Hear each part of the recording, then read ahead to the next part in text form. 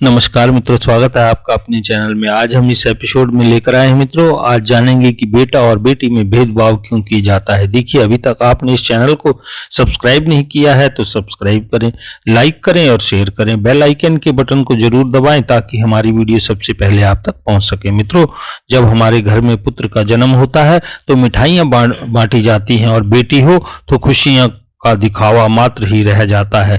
घर में लक्ष्मी आई है बोलकर दिलासा देते हैं।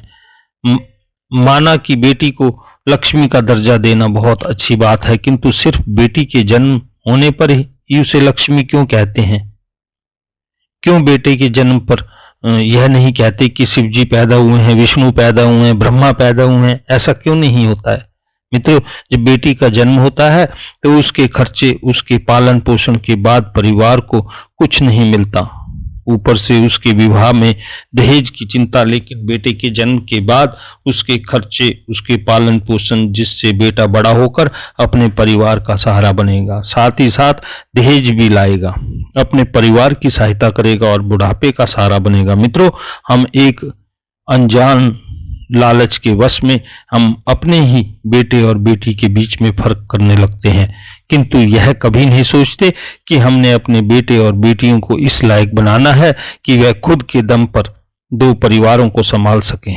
हम अपनी बेटियों को संस्कार के नाम पर डर देते हैं, उसे बाहर जाने से रोकते हैं, ऊंची आवाज में बोले इस तरह के संस्कार उसे सिखाते हैं, किंतु इसे संस्कार नहीं कहते। संस्कार तो बड़ों का सम्मान, बड़ों का आदर और लोगों की मदद करना है, और संस्कार सिर्फ बेटी ही नहीं बेटों को भी चाहिए। किंतु हम क्या करते हैं?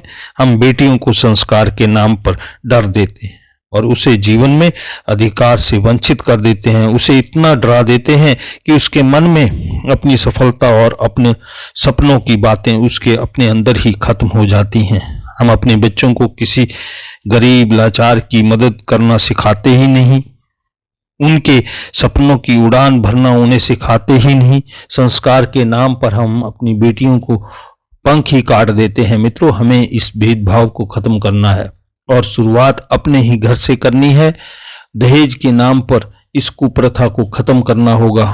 अपनी बेटियों और बेटों के समान ही पंख देने होंगे और बेटों को भी बेटियों के समान अच्छे संस्कार देने होंगे। लड़कियों का सम्मान और उनका आदर करना सिखाना पड़ेगा। मित्रों, श्री कृष्ण जी कहते हैं बेटी पुण्य से प्राप्त होती है। मित्रों, वह पिता भेष में भले ही संत ना हो, लेकिन भगवान की कृपा के बल पर गृहस्थ होते हुए भी वह साधु बन जाता है और समाज में उसका सम्मान होगा। वह व्यक्ति पुण्यों के फल से वह साधन प्राप्त हो जाते हैं मित्रों, और भगवान की कृपा से समाज में श्रद्धा भी आपके प्रति हो जाती है। कहा है जिस दिन जिसके घर में बेटी का जन्म होता है उसी दिन से उस घर में भूमि पूजन की यज्ञ हो जाता है। वह भूमि ही यज्ञ भूमि बन जाती है। मित्रों, इसलिए कहते हैं बेटी का भी उतना ही सम्मान करें जितना बेटे का। देखिए, बेटा एक कुल को तारता है और बेटियां दो दो कुलों को तारती हैं। बस आज के लिए इतना ही, फिर मिलेंगे इसी तरह अगली वीडियो में। मित्रों, अभी तक आपने चैनल को सब्सक्राइब नहीं किया है तो सब्सक्राइब करें, लाइक करें, शेयर जरूर करें। आप जहां रहें खुश रहें, खुशहाल रहें। गुड बाय मित्रों।